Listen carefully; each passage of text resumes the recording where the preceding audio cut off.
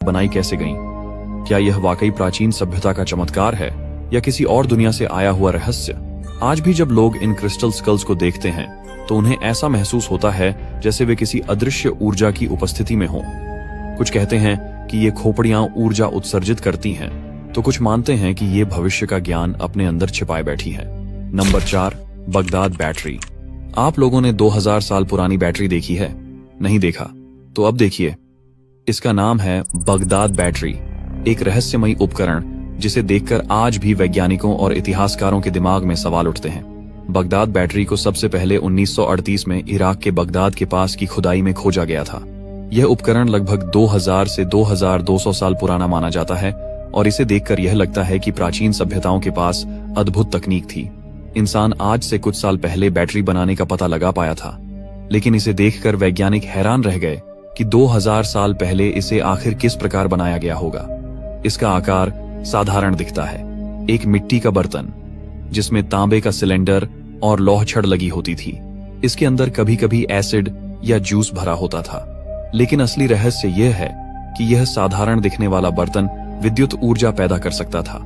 हाँ दोस्तों, ये लगभग 2000 साल पहले बनी बैटरी थी, जिसे आज भी दुनिया की सबसे पुरानी बैटरी माना जाता है। वैज्ञानिकों ने अनुमान लगाया कि इसका इस्तेमाल शायद सोने या चांदी की परत चढ़ाने, धार्मिक उपकरणों या अन्य रहस्यमयी कार्यों में किया जाता था, लेकिन कोई पुख्ता प्रमाण नहीं है कि इसका वास्तविक इस्तेमाल क्या था। यही वजह है कि इसे आज भी प्राचीन तकनीक और विज्ञान का रहस्य माना जाता है। सोचिए, हजारों साल पहले जब इंसानों के पास न बिजली थी न आधुनिक औजार, तब उन्होंने इतनी सटीकता से यह उपकरण कैसे बनाया होगा? क्या यह किसी खोई हुई सभ्यता का विज्ञान था या किसी रहस्यमयी शक्ति का संकेत? आज भी बगदाद बैटरी इराक के कुछ संग्रहालयों में रखी हुई है और इसे देखने लोग दूर दूर से आते हैं। यह उपकरण इतिहास और विज्ञान की दुनिया में आज भी सबसे बड़ा रहस्य मानी जाती है। इसे देखकर इंसान सोच में पड़ जाता है, क्या इतिहास में छिपे हुए ज्ञान और तकनीक के रहस्य आज भी हमारी समझ से परे हैं? और यही कारण है कि बगदाद बैटरी सिर्फ एक पुराना उपकरण नहीं, बल्कि एक रहस्यमयी संदेश है जो हमें यह सोचने पर मजबूर करता है कि प्राचीन सभ्यताओं की तकनीक और समझ आज भी हमें चुनौती देती है। Number 5, the arc of the covenant. क्या आपने कभी ऐसा बक्सा सुना है जिसके अंदर खुद भगवान की शक्ति कैद हो? एक ऐसा संदूक जिसे देखने भर से लोगों के दिलों में डर और श्रद्धा दोनों पैदा हो जाते थे। हाँ दोस्तों, यही है the arc of the covenant, जिसे हिंदी में कहा जाता है ईश्वर का संदूक। कहते हैं कि इसे हजारों साल पहले भगवान के आदेश पर मोसेस ने बनवाया था, जब उन्हें माउंट साइनाई पर स्वयं भगवान ने दर्शन दिए थे और उन्हें दी थीं 10 आज्ञाएं जो 2 पत्थर की तख्तियों पर लिखी गई थीं। इन तख्तियों को सुरक्षित रखने के लिए इस रहस्यमयी संदूक का निर्माण किया गया था। यह बनाया गया था अकेशिया वुड यानी बबूल की लकड़ी से और पूरी तरह ढका गया था शुद्ध सोने से। इसकी लंबाई लगभग 4 फीट, चौड़ाई 2.5 फीट और ऊंचाई भी 2.5 फीट थी। इसके ऊपर 2 सुनहरे देवदूत यानी चेरुबिम बने थे जो अपने पंख फैलाए हुए एक दूसरे की ओर झुके हुए थे। कहा जाता है कि उनके बीच की जगह पर भगवान की उपस्थिति होती थी, जहां से एक रहस्यमयी प्रकाश निकलता था, जैसे ईश्वर स्वयं वहां उतर आए हों। अब बात करते हैं इसके अंदर रखी चीजों की। कहा जाता है कि इस संदूक के भीतर 3 वस्तुएं रखी गई थीं। पहली, 10 आज्ञाओं वाली 2 पत्थर की तख्तियां जो भगवान ने खुद मोसेस को दी थीं।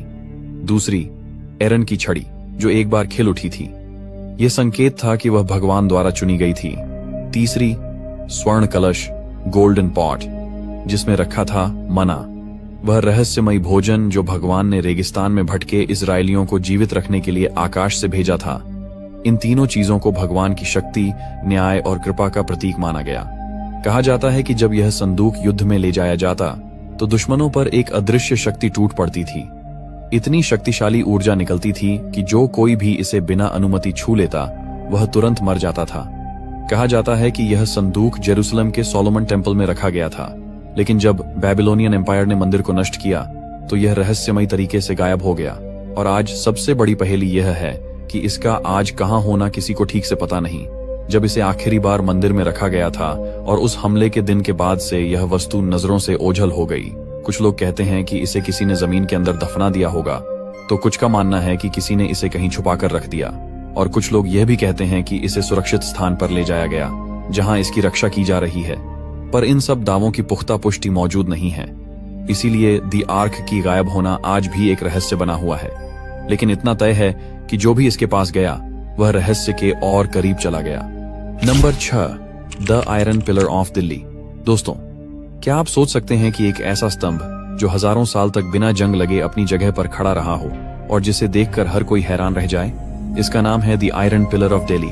यह स्तंभ दिल्ली के कुतुब मीनार कॉम्प्लेक्स में स्थित है और इसकी ऊंचाई लगभग 7 मीटर और वजन 6 टन से अधिक है। इसे गुप्ता काल में लगभग सन 402 ईस्वी के आसपास बनवाया गया था। इस स्तंभ पर खुदी हुई शिलालेख में उस समय के राजा की वीरता और भगवान विष्णु की स्तुति दर्ज है। इसे देखकर ऐसा लगता है कि यह केवल लोहे का नहीं बल्कि किसी रहस्यमयी शक्ति से बना हुआ हो। सबसे आश्चर्यजनक बात यह है कि यह लोहे का स्तंभ इतनी लंबी उम्र तक खुले आसमान में खड़ा है, जबकि सामान्य लोहे का टुकड़ा कुछ ही सालों में जंग खाकर मिट्टी में मिल जाता है।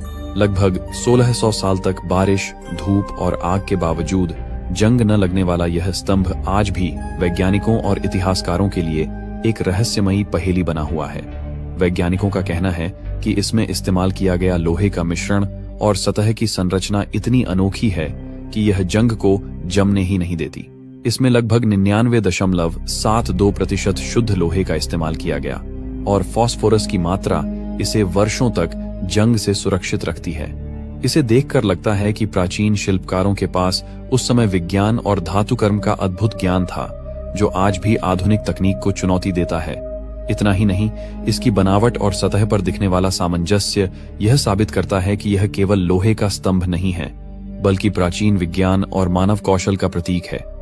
इसे बनाने वाले शिल्पकारों ने इतनी कुशलता दिखाई कि यह स्तंभ आज भी अपनी रहस्यमयी उपस्थिति से हर आगंतुक और शोधकर्ता को मंत्रमुग्ध कर देता है।